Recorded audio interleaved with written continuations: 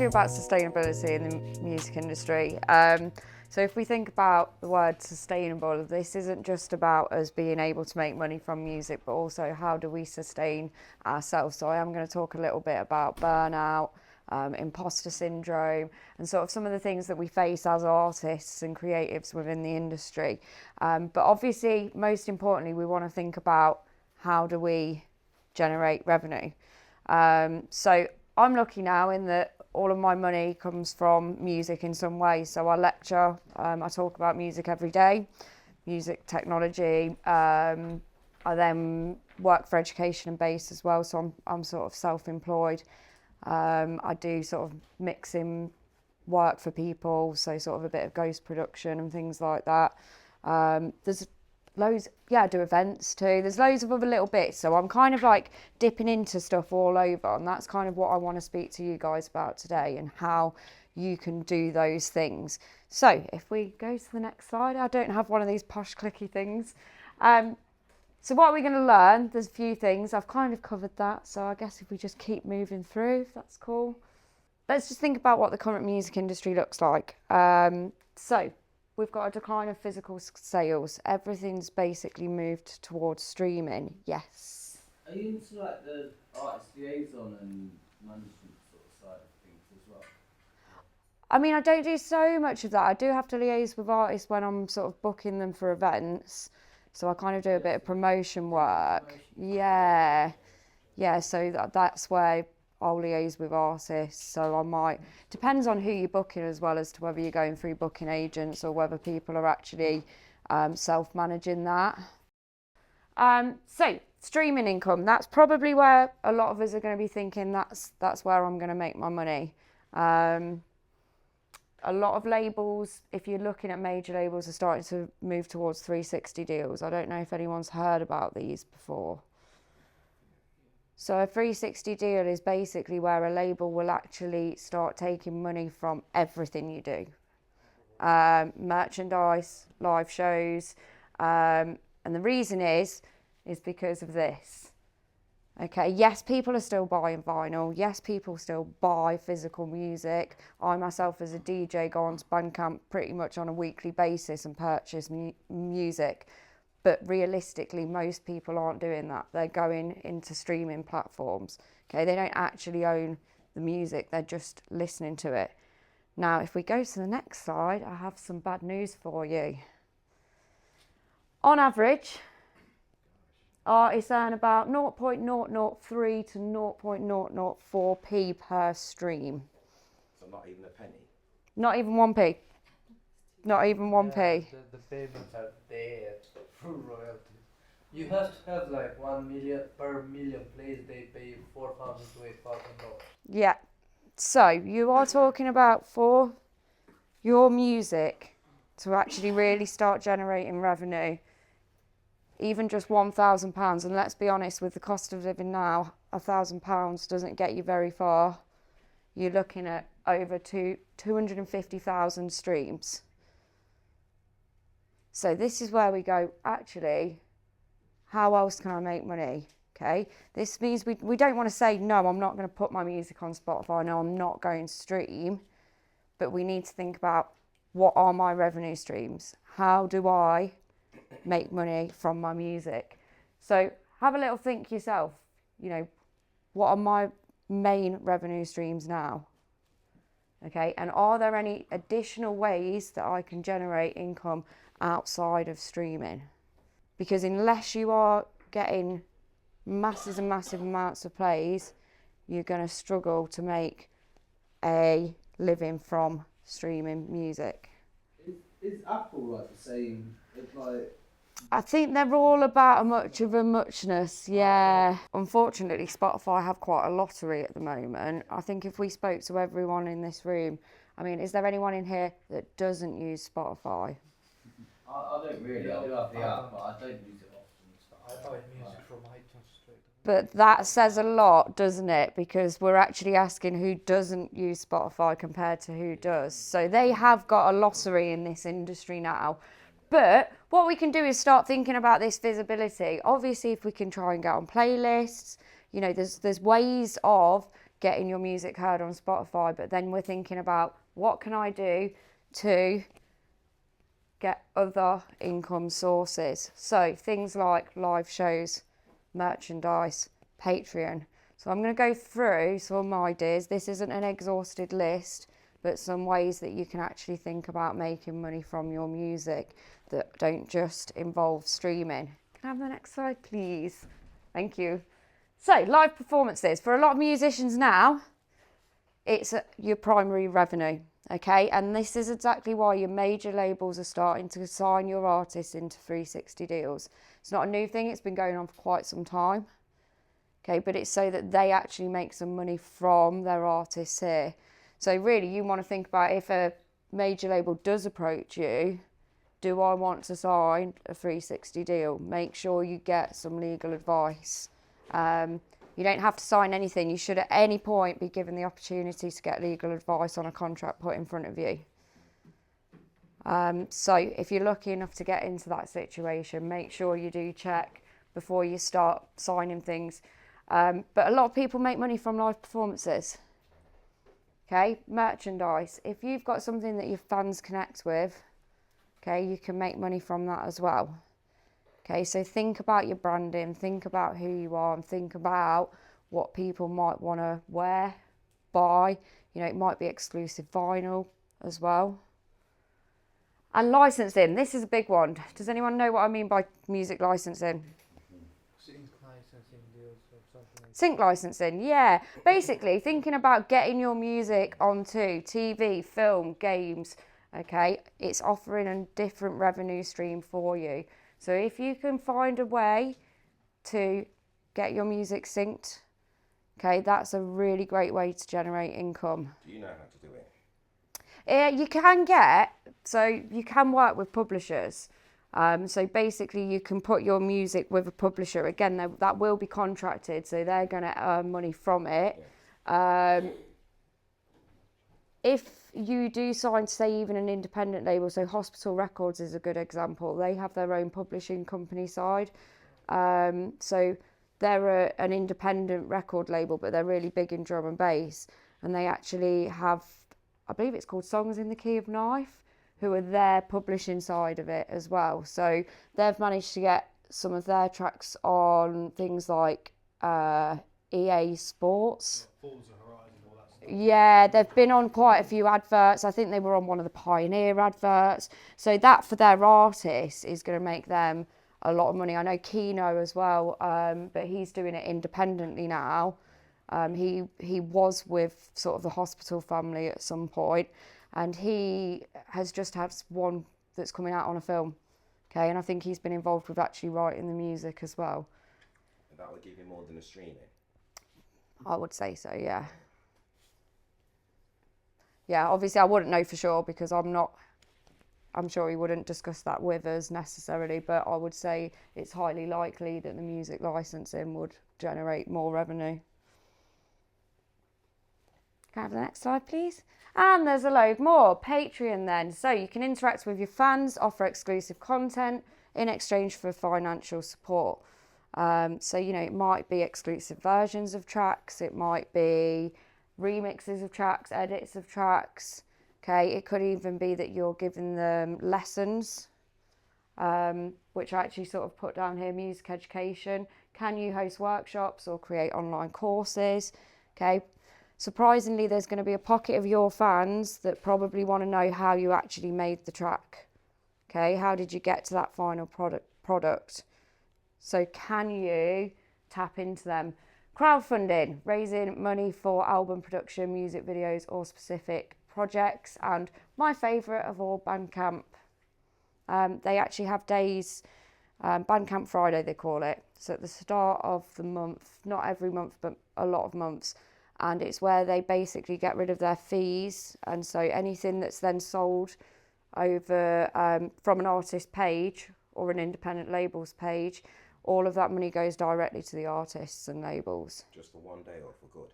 For that day, yeah. So it's a time where a lot of artists then put their music out on that day, exclusive new tracks. So it's like boom.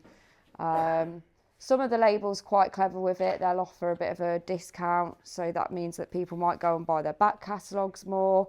So if you think about it and go, actually, I can make the same amount of money but offer fans a 10% discount on that day, it's a way of directly selling your music to fans, and it's a great site. And it's pretty big in drum and bass, but I don't know how big it is sort of outside. I've kind of mentioned it with a few people, and people don't know Bandcamp. Definitely house and techno and stuff. Yeah, I think it's quite a dance music. Well, I don't know. It's definitely more electronic. Yeah. Around hip hop community use it a lot as well. Yeah. It's a great resource, so if you're not on Bandcamp, I'd consider that as well. Sell merch on it and Yeah. everything as well, can't you? Yeah, you can sell everything on there. It basically is a way of creating your own little online store. Can we go to the next one? And we've just got a few more. So if you're lucky enough, you might be able to get some brand partnerships. So if you can partner with a brand, think about local brands. Okay, who's in Leicester? Okay, we're here with a brand now. Okay, we're at HQ. But think about, are there clothing brands that suit your visual identity? Okay, start thinking about the community that's local to you as well. Okay, we think of brand partnerships and we go, oh, I'd love to get a brand partnership with Adidas. Just, you know, if that's on the internet. We do feel like that, but actually there's going to be local clothing companies that you might be able to partnership. There's going to be local, one of the events I did not so long ago, it was a charity event, but we partnered with a local community interest company that support men's mental health, and the release was for men's mental health as well. And by doing that, actually sort of the reach, because of that partnership, was massive and the event was really successful. Okay, so it doesn't necessarily have to be that those partnerships are within the music industry. Okay, it's thinking outside the box, you know, what is the message in this song? Is there other people that are doing stuff perhaps around the local community that I can go and work with? Does that make sense? Cool. And finally, obviously, we've got social media. YouTube, Instagram, TikTok, there's always ways to monetize those things. So if you want to be creating content as well, think about how you create that content. Is the monetization from those social media outlets better than the streaming? I think it's going to depend on what you're doing, because if you want to focus a lot of time on content creation, and the way you're doing that, obviously, yeah, you can make a lot of money. There was a artist, Emma McGann, she's based in Coventry, and she was quite quick with a site called YouNow that's actually an American-based site. And yeah, so she was putting up content on there, and fans basically buy, it's almost like a cryptocurrency. So you buy these tokens that you can then give to people. And she was really fast on that and was one of the first people to start using it. And she actually has a massive fan base in America now, despite the fact that she's living in the UK. So she's got her local fan base. She was running open mic nights, doing things like that. In fact, was Emma McGann at the last Leicester Music Conference? She was, wasn't she? Yeah. Yeah, she's a really interesting case to look at. So the way in which she's managed to make money is from lots of different revenue streams, and she is still constantly then putting out her own music. And ultimately, that's what we want to do. We want to have a sustainable career, but realistically, why are most of us here is because we're passionate about music and we want to make music. So it's then working out, what is it that I really care about, and what are the ways I can make money whilst also realistically doing what I love and perhaps not selling my soul. It's when people start calling music content and I go, oh, cringe, it's not content, it's music. So if we actually look at it like a pen or a notepad, it's almost like a question of saying, how many different ways can I sell this? Or how many different ways can I sell that? Yeah. And so like, how many different ways can I sell this song that I've just written? Yeah, so track walkthroughs are a great one. Okay, so if you've produced a track, you can actually then use, say, Patreon or a website where people can then pay to see you actually unpick that track. Okay, so any producers, anyone that wants to learn from you can pay then to actually see you, and all you've got to do is screencast. You've literally got to sit there, record your screen and talk through the track. Okay, it's not always that quick and easy, but it's a way of very quickly monetizing from that song again. So it's a different monetization, but you could actually go back to that track and go, right, I'm going to unpick this now. Yeah, this is what I did to get to this end result. I mean, a big thing as well is people like actually streaming on somewhere like Twitch or something, and just like recording music live, and a lot of people come in, listen to it, and then. Excellent, yeah. I mean, a big artist called Jace, who's in America, he did it, and one of his songs went really big. So yeah, I don't know. Yeah, it's also if you can get other people using your music, because like you had that massive resurge of Zombie brought by the Cranberries, and that sort of happened on TikTok. And one of my students, we were analysing it the other day, and they were like, I didn't realise this was written so long ago. I thought this was like a current, like this was only out a few years ago, and it was, no, this has been around a while. But because obviously that was then utilised on loads of TikTok videos, all of a sudden, it's present. But like you say, Twitch, if you can, if you're a DJ and you can set up high enough quality recording and you're just going to have a mix, you can live stream it. It becomes content then for you. Right, moving on then. How do we build a network? I'll give you a clue. Some of you are already doing it right now. Think about online, think about offline. Okay, and our network's more than just our fans. Okay, think about the community around us. So, yes, we want loyal fans that are going to support you long term, but think about industry connections. Okay, how do I find other people that are doing similar things to me?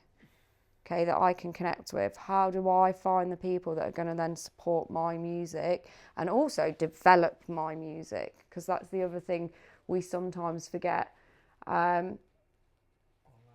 How can I support others? Okay, first point of call, everyone does go online. Okay, so we'll do the online ones first, but we're going to talk a lot about offline as well. Can I have the next slide, please? So yeah, we could go on to social media, okay, not an exhausted list, there's loads of them, and start finding out where our target audience is active. Okay, and also where other people that are doing the same sort of things with us as us are. Email, okay, if you go online you can probably find a lot of labels, okay, a lot of DJs, a lot of people that might be interested in your music, and you can reach out to them. Other promoters, I've highlighted this word, personalised. Okay, one of the biggest mistakes people make is to BCC loads and loads of people into it. And it just says hi, and you know that this email has gone to everybody, like you don't know, it's gone to loads of other people. So think about how you approach anybody that you're talking to. Okay, say something nice. If you saw their set recently, okay, if you were at the last event, okay, people love it when you sort of stroke their egos just a little bit first, okay, without going overboard, obviously. Think about the platforms other artists are on, SoundCloud, Bandcamp, Patreon, connect with them there. Okay, why not actually subscribe to an artist that you look up to, subscribe to their Patreon, and you've got a direct link with that artist then. Okay, so actually think about, yes, I am the artist here that I want to do my thing, but I'm also a fan of these artists and they're where I strive to be. So if you start connecting with them and actually go, do you know what, I'm going to subscribe to their Patreon for a couple of months. Okay, get their exclusive content and actually start engaging with them. Okay, because you think about how you then respond to your fans when they do the same thing. Very nice way of being able to then connect with people that actually you then might go, I want to work with these people. LinkedIn as well. Surprisingly, it can be useful. I don't think I've updated mine for a long time, so don't go on there. But yeah, it is one that you could obviously start thinking about getting involved with. Just having a presence there at least. I have heard that's really important, but I hate the idea of It is important. Yeah. Yeah, and actually you can sort of go on LinkedIn and you can quite quickly get to sort of where music supervisors are. So a big one for publishing. Okay, find out who's doing that latest Netflix series. You'll probably actually be able to get a lot of the information on there, and then you can reach out and connect with them. So it's valuable. It's time consuming though. This is one of the things. So I'm not sure what everybody in this room's up to at the moment, but you know, if you're studying, obviously, yes, studying takes up a massive amount of your time, but you're also perhaps in the position to dedicate a lot of time to this at the moment. I am in the position to dedicate all my time into it because I've got tons of free time. I'm so jealous of you right now. If I could just dedicate all of my time again, I'm like, what was I doing when I was 20? I have all the time in the world at the moment to literally just focus on the marketing and all to literally tour. Do it then. I can't because I'm not that famous. Well, you can get famous. There we go. The thing to remember as well now is I think fame, the way we measure it is we often think about celebrities and, you know, sort of the people that perhaps dominate the media, but actually there's loads of artists and people out there that are famous within their scenes. So, for example, if I saw certain drum and bass artists walking down the street, I would know who they are. To me, they are, you know, I look up to them. So when we think about fame, we need to also think about the fact that actually, is it more of a fame within my community than fame in this big sort of Simon Cowell's pop world? And actually, you know, that's not always the world we want to be in. Do you want to walk down the street and be recognised by every single person and not be able to go to the shops in your pyjama bottoms, you know, like we occasionally do? You can't do that because somebody's going to be photographing you, whereas actually, you know, success and fame are two very different things. And I think what we need to think about is, what is it that I want to achieve? And if that is success, then you need to set how that is measurable. You know, and I think realistically, if you can say in 10 years' time, I make all of my money off of music and what I'm passionate about, are you successful? Yes, if that's what your goal is. Yeah. So that's how you want to start seeing it and not be thinking, oh, you know, I've not had a number one. You know, that if that's the ultimate goal, then yeah, that's one thing. But if you're making all your money from music and you're happy and you're passionate and you're doing what you love, then realistically that is success. And to be honest, you probably are famous in your community and your scene. Can I have the next slide, please? Offline then. This is a big one. I think we always go, I'm going to network online. Okay, and it's really easy. We sit in the studio as well for hours on end. It's a really isolating job sometimes. Okay, get out and about. I'd say all of my opportunities generally have come from actually going to industry events and meeting the right people, or even attending just events. Okay, so examples, I've got ones that I kind of think about. So Amsterdam Dance Event, Brighton Music Conference, but also you've got Leicester Music Conference. You know, making sure that you're actually there, you're present, you're meeting people, you're networking. Okay, but go to the open mic nights.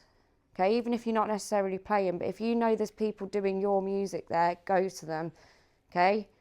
For me, drum and bass, I'm going to go to the drum and bass nights in the Midlands, make sure that I'm present, make sure that I'm meeting the right people. Not only are you meeting potential fans, but you might meet people that can offer you your next set. I'm actually planning on from 5 years from probably next year, because this year is almost over. I'm planning to attend every single open mic and every single event. I don't want to miss anything. Yeah, brilliant. Yeah, the more you are there, the more you are present in those communities, the more chance you've got of follow up from that. Okay, so just making sure when you're out, you're grabbing people's Instagrams, you know, you're following them back. Okay, you're starting that engagement. Local meetups, anything music related, community meetups. Think about the smaller scale networking opportunities as well. Don't write off, oh, do you know what, it's only going to be a small party, there's not much point me being there, because sometimes you don't know who's going to turn up. Okay, it might actually be that one of those smaller DJs is mates with so-and-so, who then is floating around in the crowd at a smaller event. You'd be surprised how much it happens in these communities. If you think of a song, you're thinking of a product, okay? As much as I hate saying that, okay? But if you've not got something that you're selling, so, you know, yourself as an artist, your songs, your music, then yes, all of this kind of,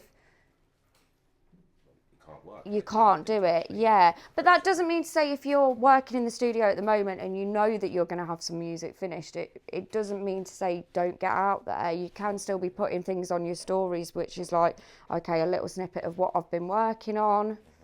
You know, you can still have those things coming up online and show your journey. But yeah, ultimately, you sort of, if you're going out and networking, you almost want to have an idea of, this is who I am and this is me as an artist, yeah, and this is the music I've got. So yeah, building a body of work. There's almost this sense of, let's do the studio isolation, build a body of work, and then sort of get out there and start networking and get it where it needs to go. Cool, let's move on to the next one. So basically what we do need to think about is, how do we move the online and the offline and make sure it works for us? Okay, so like I said, following people, then you can plan meetups again with them. You know, oh gosh, I remember seeing you here. Are you heading to this next one? Okay, keep those industry connections. Okay, think about documenting as well. When I've been out and about, particularly at things like Brighton Music Conference, I often end up having a list of email addresses that I then put onto just be very careful, because obviously it does contain people's data. But yeah, make sure you've got it in a locked folder. But I'll collect the email addresses, and then I know if I need to follow those people up, I've got their name, who they work for, and the email address there. And that obviously helps you build mailing lists as well.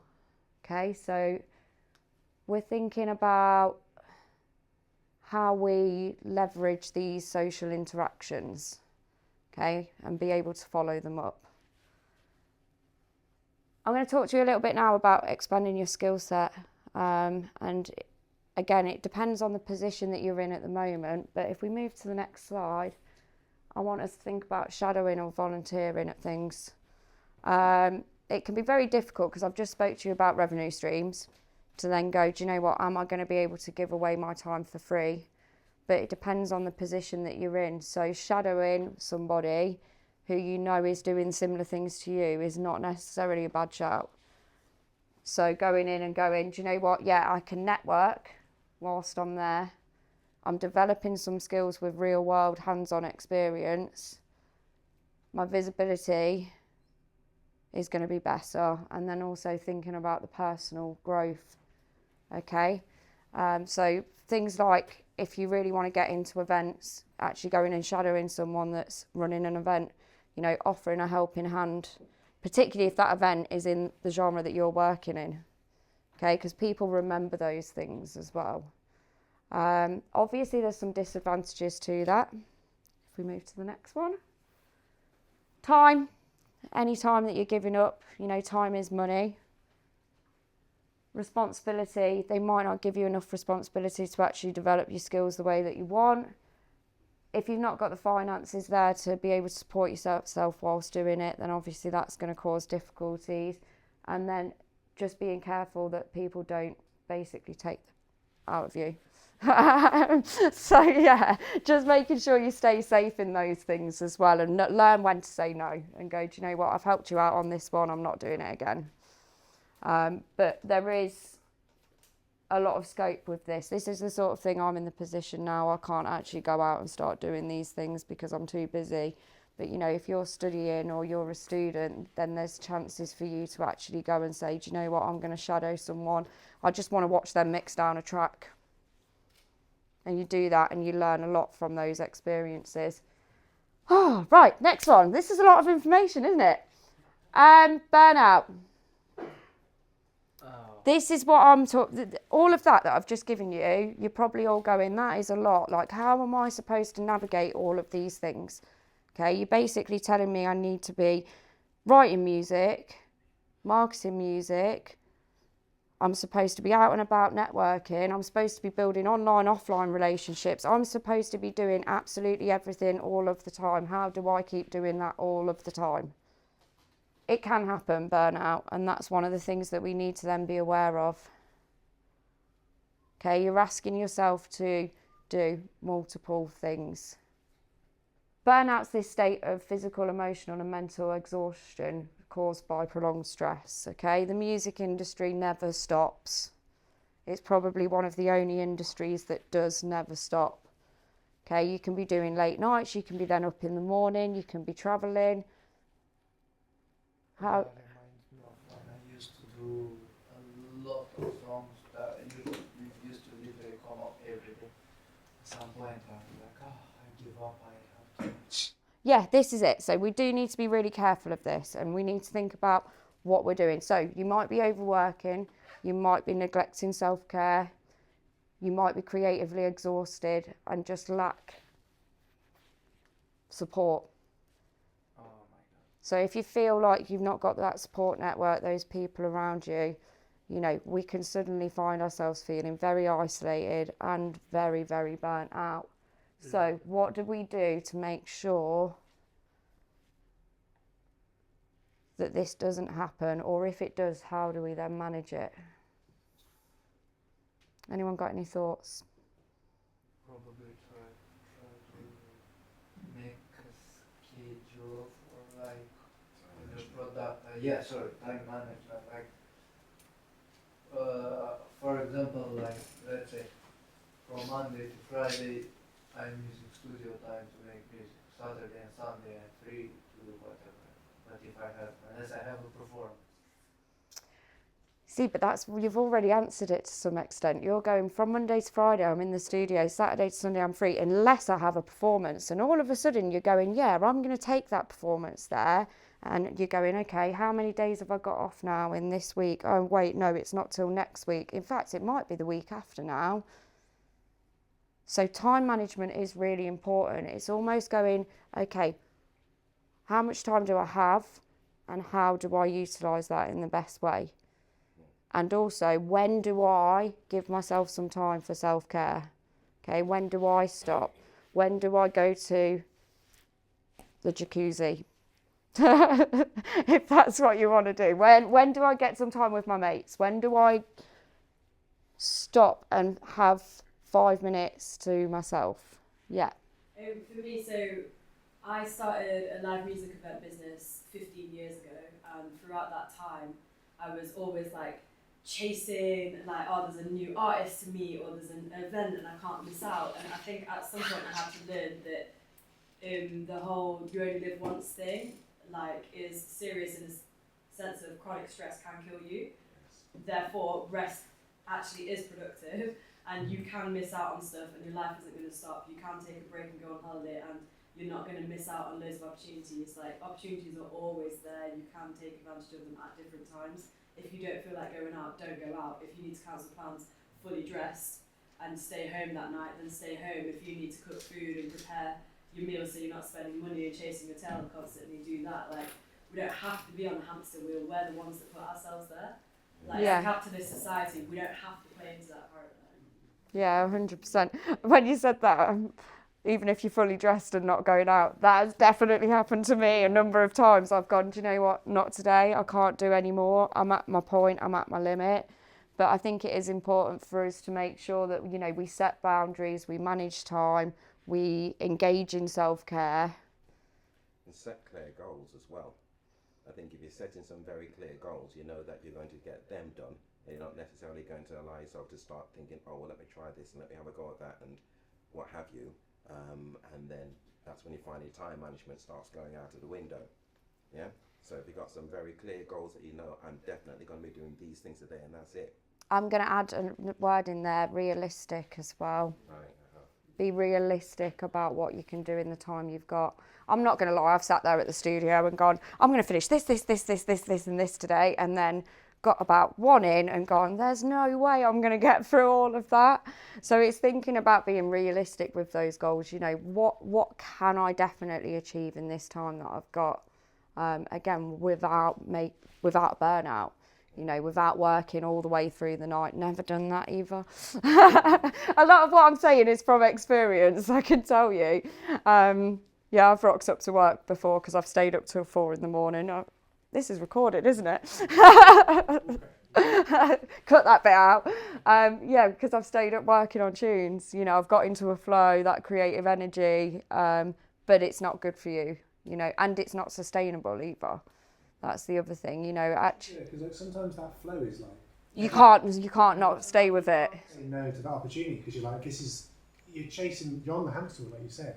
But then, so how do you know when the hamster wheel is burning you out versus like you're chasing the thing? Do you know what I mean? It's tricky. You're not just in a tired delirium and just. I think, yeah, I guess it's prioritising. You know, what if you're feeling like I've got on that creative flow, I've ended up spending longer in the studio, then going, what on the next day is going to have to give? So what takes priority at the moment? And I think sometimes we end up, as you've said, almost prioritising the wrong things and going, if I miss this, then I'm missing an opportunity. If I miss that, I'm missing an opportunity. And I think we almost need to go, actually, you know, my priority right now, in fact, the biggest priority in your life, what is it? Yeah, you. And you've got to remember that, you know, does this benefit me? And if it doesn't, you know, if it's because you're being told I have to be there and you're thinking, do you know what, it doesn't benefit me tonight, I'm not going to go, that's the thing that I'm going to give and start saying no to. It's difficult. I hate saying no to things, but you have to learn to do it, because if you don't, well, it's you that suffers in the end. Yeah, just to add on that as well, it sounds a bit stush, but you could also see it as a way of let people miss you. Like, if you're always around all the time, people would almost take advantage of that and they take you for granted. But if you create a bit of distance and a bit of space and you use that time to put that energy into yourself, you remind people that you do prioritise your own needs, and that they can't just come at you for everything all the time. Like, creating that bit of distance sometimes creates a bit of perspective for people, and they realise that you might not always be on that. Yeah, and I guess sometimes to some extent, you know, who are your crew or tribe, or who are they at the bottom and who are they at the top? Because realistically, if they're not the kind of people that are going to stay with you at the bottom, do you need them? And it's hard, it's difficult, you know, navigating friendships, any kind of relationships, you know, whether they be within the industry, friends, family, you know, that's the thing. It is difficult to navigate all of those. But I think it's, you know, thinking about, were they there when I was at the bottom, and are they still there at the top, or are they there because I'm at the top, and because I'm here now they want to know me and they need something from me and they're expecting that from me, and that's when that powerful word of no comes in. Next one, I think I was going to do a bit on imposter syndrome, and this is where I'm pretty much 2 more minutes. Okay, this is going to be a really quick bit. I have this, I have it today, I have it all the time. I feel like it's one of the worst things, but also, you know, I guess it keeps you grounded sometimes. Does anyone know what imposter syndrome is? Have we heard that before? Yes. Who in here has ever felt like they have imposter syndrome? Oh, look around, most of us, all of the time. I don't even know what You guys are that lucky means. then, right? So, It's lucky. imposter syndrome is basically this feeling like you shouldn't be where you are, this sort of sense of lack of achievement, you know, how have I got here? Why am I here? I don't deserve this, you know, actually I'm not very good at what I do. Why is this all happening around me? Okay, there's loads of reasons we get it. Perfectionism, this is a big one. You know, these high personal standards and this fear of failure can make us feel inadequate, you know. That taking a jump, releasing that track, all of these things, yeah, sending that email to that label, you know, we don't realise how much that pressure that puts on us. And a lot of the time we're doing those things potentially on our own. You know, whilst you're sat on your computer in the studio at 8 p.m. thinking, do I send this? Actually, I'm not sure, I don't want to anymore because I'm going to fail, they're not going to like it. Comparison, we go online all the time. Guess what? Nobody puts the rubbish bits of their life online. I mean, maybe the odd person does, but really, do we? What do we show people online? We show them what we want them to see. Okay, I saw quite a funny meme that was like, you know, if I've just posted a picture from Ibiza and you see me at Aldi down the road, I'm in Ibiza, because we can do that. Okay, where you've got a picture from before, you could actually be like, oh, I'm loving life, I'm on holiday, and in fact you're sat in your bed and you can't get up. We don't know, do we? Okay, but what we do is we look at other people, we look at their numbers, we look at what they're doing, and we often start comparing ourselves. And when we compare ourselves, we go, you know, what? Wow, they're doing loads better than me. Oh, I can't ever see myself doing that well. But surely that only happens if, you know, I mean, imposter syndrome is those people who are become successful, so to say, and they're thinking to themselves, well, how did I actually get there? So I'm struggling a little bit to understand how these fully relate to it. This is why we might get imposter syndrome. Right. So the reasons we get it. No. I think every single person in here, it doesn't matter where you are in your career, a lot of people suffer with imposter syndrome. It might be when you get your first sign-in. You've had your first track signed to an independent label that you've respected for some time, and you go, that can't be right. I don't understand why they've signed my music. My music's not very good. Because, and actually, you know, they've signed your music, you should be gassed, but there's part of you, or there's something in the back of your head that's rolling around and thinking, well, no, I don't get it, I don't understand why. That's the imposter syndrome. It doesn't have to be when you're completely at the top, it can be at any point, okay? I get imposter syndrome when I'm walking into a classroom, when I'm teaching certain things, and I go, oh, do I even know this that well? You know, how am I even here? Huh? Almost like you should be sat in the seat with. Yeah. I say to my students, I'm learning every day. If you're not learning, then that's not a good thing. You are learning every single day of your life. My family makes me feel like that every time. But imposter syndrome, you know, it's how do we manage it as well? I was saying a common thing for me at least, is like if you take any sort of inspiration from another artist or anything, and even though you've just had a bit of inspiration and thought of an idea from it, you tell yourself that you're copying them, and that like the second you put it out, everyone's just going to think, oh no, he's copying that person, and that's it. There's the whole thing, isn't there, about like using samples, all of these things. I read one that was quite interesting, and it was like, okay, so you've taken a drum hit from a sample and you've used it in your track, okay, but someone's going to go, yeah, but you've sampled that drum hit. Okay, cool, yeah, I've sampled it. So what do you want me to do? Go and record that drum hit. So I've gone and recorded that drum hit. Well, actually, I didn't make the drum. So I probably should go and make the drum to record that drum hit. And we're getting too much, aren't we? We're getting silly with it now. So it's remembering that too, you know. There's 12 notes in a scale in that we can use, and then at various different octaves, that's it. You know, music does become recycled, okay? That's how it evolves. Yeah. It has to be. Yeah. You have to. I think I've got to wrap this up, haven't I? Time-wise.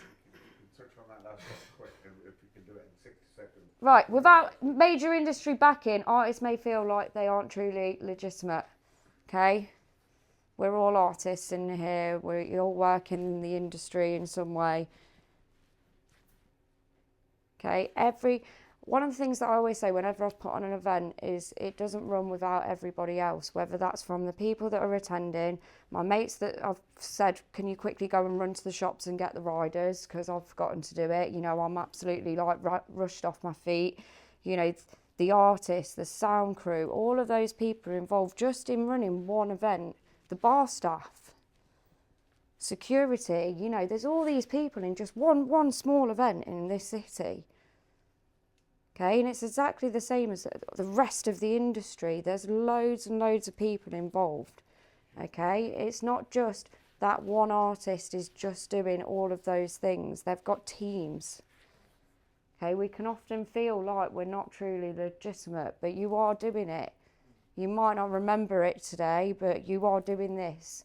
Okay, every time you sit in the studio, you are doing it. Every time you work on a track, you are doing it. Okay, so just don't let the little squirrels in your head get the best of you. Good note to end there. Thank you very much. That's all right.